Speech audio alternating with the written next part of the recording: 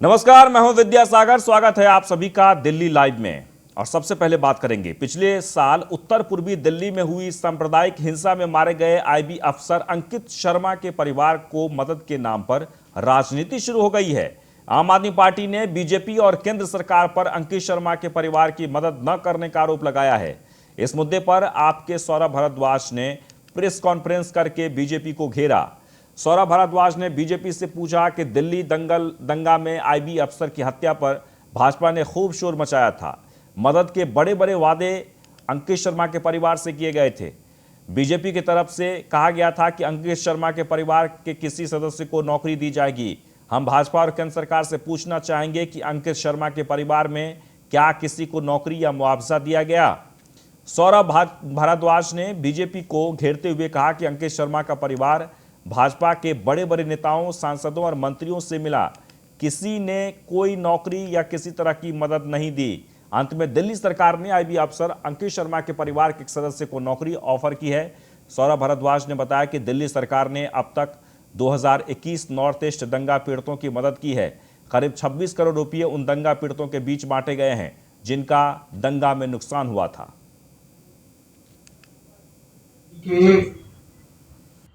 उत्तर पूर्वी इलाके में नॉर्थ ईस्ट दिल्ली के अंदर काफी बड़े दंगे हुए थे और आपको ध्यान होगा कि दंगों की शुरुआत में आईबी के एक ऑफिसर अंकित शर्मा की हत्या का मामला सामने आया था और भाजपा ने उसके ऊपर बहुत ज्यादा शोर मचाया था, राजनीति की थी, बड़ी बड़ी बातें, बड़े बड़े वादे अंकित शर्मा के परिवार को किए थे। आज 1 साल आने को आया, आम आदमी पार्टी भाजपा से पूछना चाहेगी कि उन्होंने अंकित शर्मा के परिवार के लिए क्या किया। कहा गया था अंकित शर्मा के परिवार को किसी को नौकरी दी जाएगी, क्या नौकरी दी गई? आईबी सीधा सीधा केंद्रीय गृह मंत्रालय के अधीन आता है, क्या किसी को नौकरी दी गई? क्या कंपनसेशन दिया गया? कितने करोड़ रुपए का कंपनसेशन दिया गया? हम जानना चाहेंगे केंद्र सरकार से, हम जानना चाहेंगे भाजपा से। जब भी इस तरीके की कोई हत्या होती है जिसमें किसी तरीके का भी सांप्रदायिक रंग भाजपा दे सकती है, उसमें हर तरीके से राजनीति करके लोगों के बीच में नफरत भड़काई तो जाती है, मगर किसी के लिए किया कुछ नहीं जाता। मैं आज आप लोगों को बताना चाहता हूं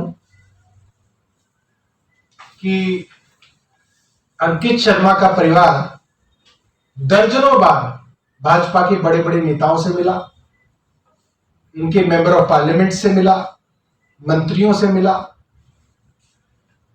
कोई नौकरी इसके परिवार को केंद्र सरकार ने नहीं दी। अंततः दिल्ली सरकार ने अंकित शर्मा के भाई को कंपैशनेट ग्राउंड पे एक नौकरी ऑफर की है। और जिस तरह से दिल्ली सरकार की एक पॉलिसी है कि कोई भी अफसर अगर दिल्ली में शहीद होते हैं तो उनको 1 करोड़ रुपए की सम्मान राशि उनके परिवार को दी जाती है, तो अंकित शर्मा के परिवार को 1 करोड़ की सम्मान राशि जो है दिल्ली सरकार ने दी है।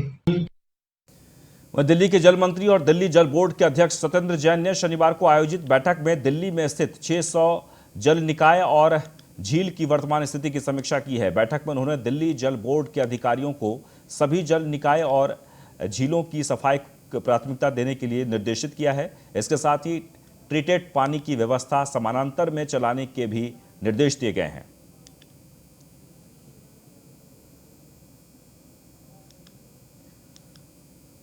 आपको बता दें कि बीजेपी शासित एमसीडी ने इन जल निकायों और झीलों को डंपिंग ग्राउंड में बदल दिया है। ये कह रहे थे आम आदमी पार्टी के सत्येंद्र जैन ने कहा कि 600 में से 200 जल निकाय और दिल्ली जल बोर्ड के अंतर्गत आने वाली झीलों को मानसून से पहले साफ किया जाएगा। पश्चिम विहार झील क्षेत्र और अन्य ग्रीन बेल्ट को 10-12 एमजीडी पानी की वांछित मात्रा प्राप्त कराने के लिए जल मंत्री ने निर्देश दिया कि केशवपुर एसटीपी से पश्चिम विहार झील तक एक समर्पित पाइपलाइन बिछाई जाएगी।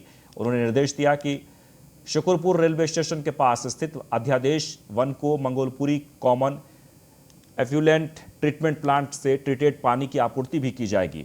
जैन को आश्वस्त किया गया कि सभी लंबित कार्य 6 महीने की अवधि में पूरे किए जाएंगे।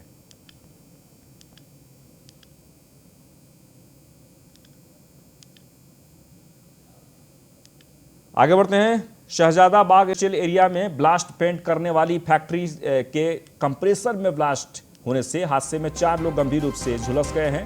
इंडस्ट्रियल एरिया के इंद्रलोक इलाके की यह घटना है। तो पेंट करने वाली फैक्ट्री के कंप्रेसर में ब्लास्ट हुआ है और ब्लास्ट में 4 लोग झुलस गए हैं, गंभीर रूप से जख्मी हैं, जिन्हें अस्पताल में भर्ती करा दिया गया है। आपको बता दें, इंद्रलोकपुरी की घटना है जहां पर 4 लोग गंभीर रूप से झुलस गए हैं।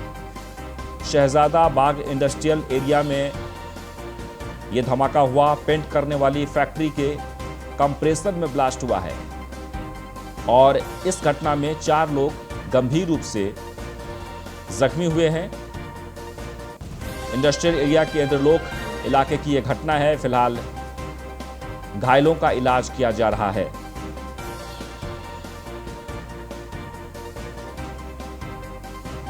तो हादसे में 4 लोग गंभीर रूप से झुलस गए हैं। एक बार आपको फिर से बता दें कि बड़ी खबर आ रही है इंद्रलोक से, जहां पर इंडस्ट्रियल एरिया के इंद्रलोक इलाके की यह घटना है। शहजादाबाग इंडस्ट्रियल एरिया में ब्लास्ट हुआ है। पेंट करने वाली फैक्ट्री के कंप्रेसर में ब्लास्ट हुआ है और इस घटना में 4 लोग गंभीर रूप से जख्मी हुए हैं। फिलहाल सभी को अस्पताल में भर्ती करा दिया गया है और इस वक्त इलाज चल रहा है।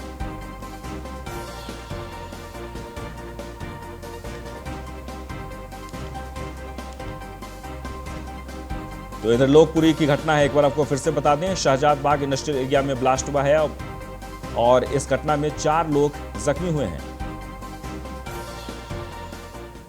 आगे बढ़ते हैं। पूर्वी दिल्ली के निगम उपचुनाव में निर्वाचित पार्षदों की शपथ के बाद सत्र की आखिरी सदन की बैठक हंगामे की भेंट चढ़ गई। महापौर सदन की गरिमा की दुहाई देते रहे और मनोनीत सदस्य हसीबुल हसन प्रस्ताव पत्र को फाड़ता उड़ाता रहा। नेता सदन प्रवेश शर्मा ने हंगामे के बीच प्रस्ताव पढ़ा, जिसे महापौर निर्मल जैन ने पास किया।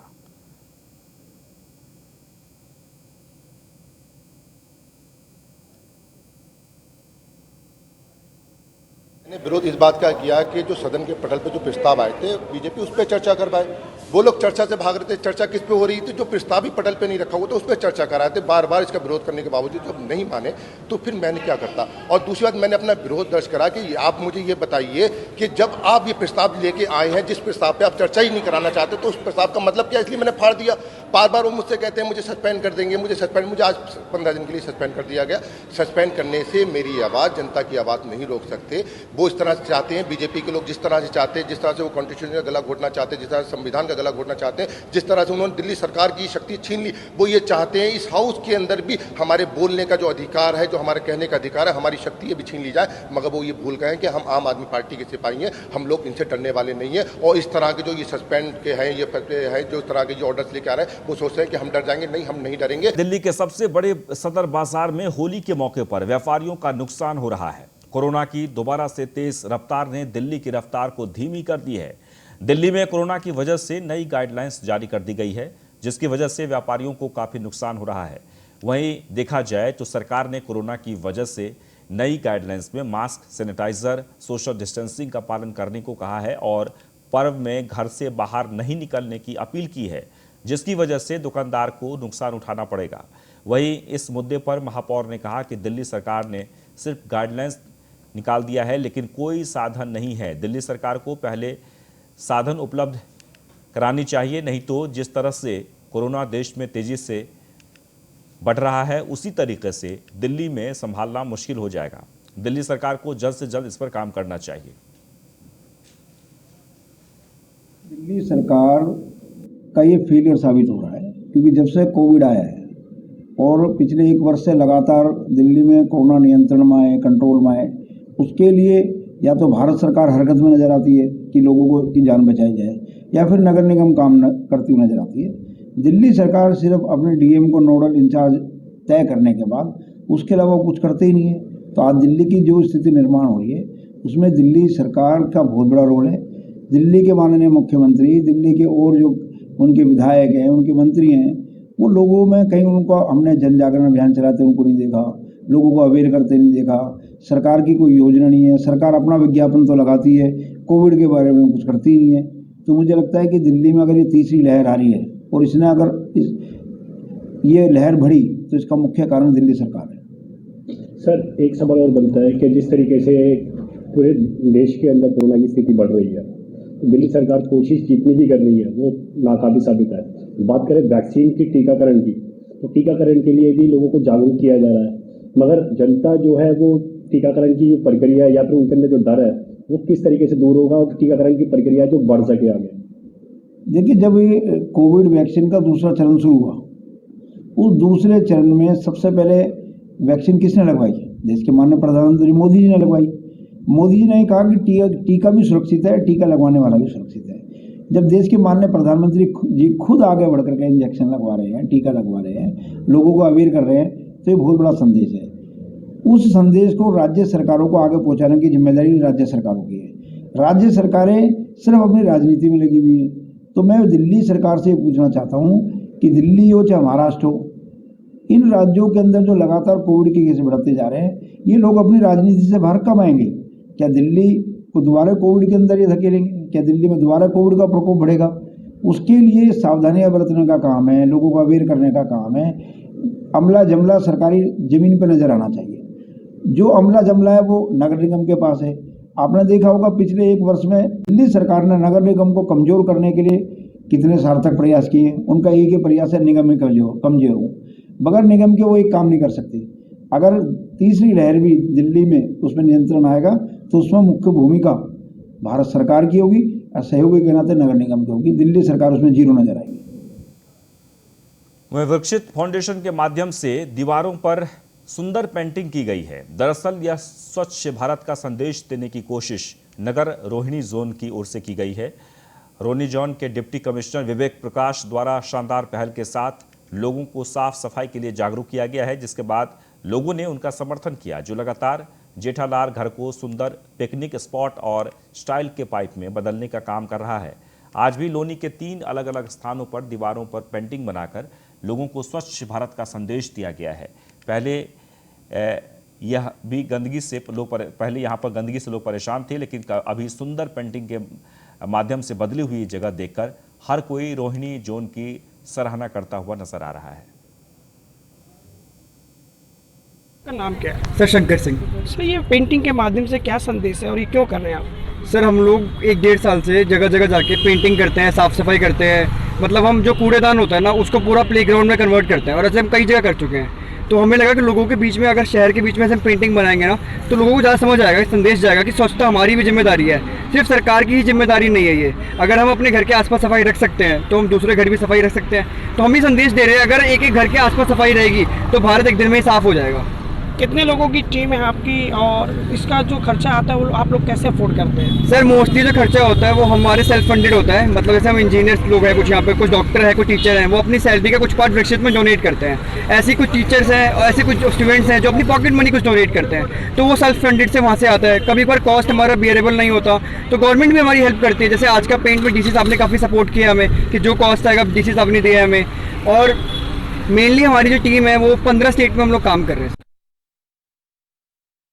मेरे साथ है रोहिणी जोन के डिप्टी कमिश्नर, और उनसे जानेंगे कि आज पेंटिंग के माध्यम से स्वच्छ भारत कैंपेनिंग का क्या संदेश है। सर, आज हमें पता लगा है कि इस काम में आपकी ओर से मदद की गई है। पूरा कैंपेन क्या है ये तो हमारा काम है स्वच्छता। ये एमसीडी म्यूनिसिपल कॉरपोरेशन का जो है प्राइमरी काम है हमारा, और स्वच्छ भारत मिशन को आगे बढ़ाना माननीय प्रधानमंत्री मोदी जी के।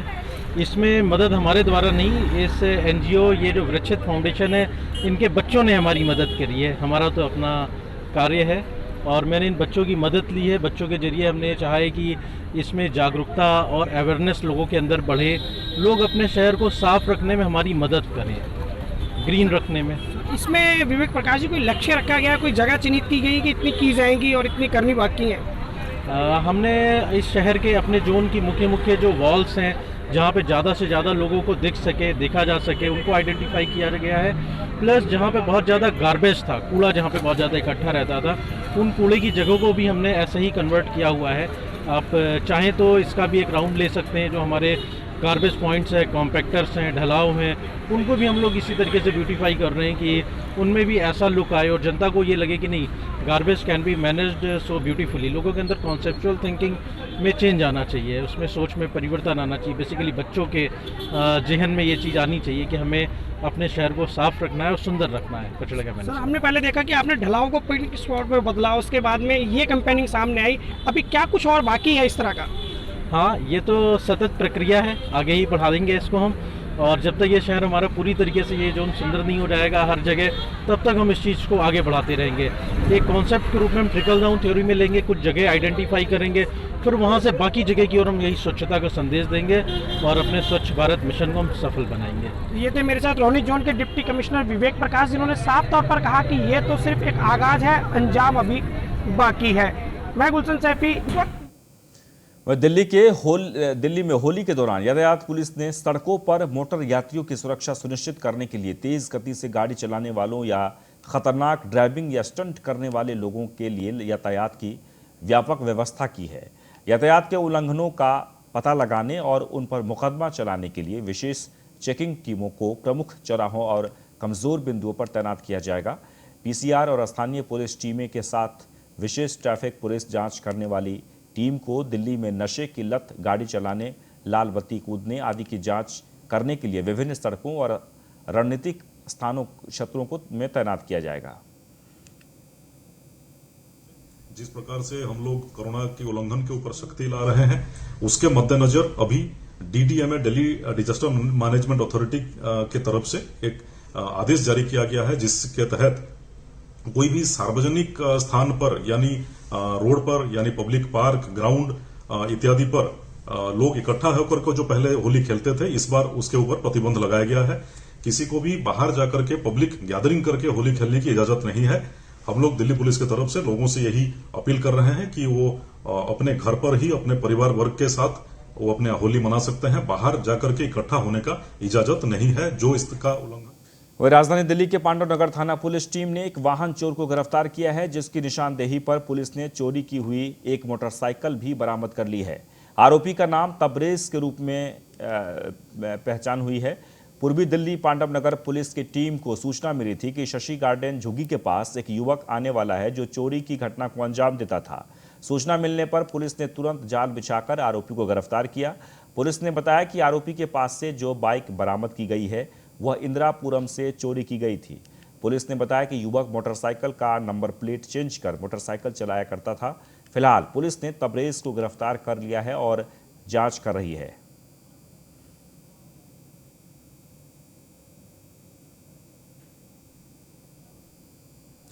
वहीं छतरपुर में पुलिस और बदमाशों के बीच मुठभेड़ हुई है। शाम करीब 7:30 बजे डेरा मंडी के पास ये मुठभेड़ हुई। क्राइम ब्रांच की टीम ने बदमाश को पकड़ने की कोशिश की। पुलिस की फायरिंग में बदमाश जख्मी हो गए। अस्पताल में भर्ती। फायरिंग में सब इंस्पेक्टर हरबीर बाल बच गया। 10 कंट्री मेड पिस्टल, एक सेमी ऑटोमेटिक पिस्टल भी बरामद किया गया है।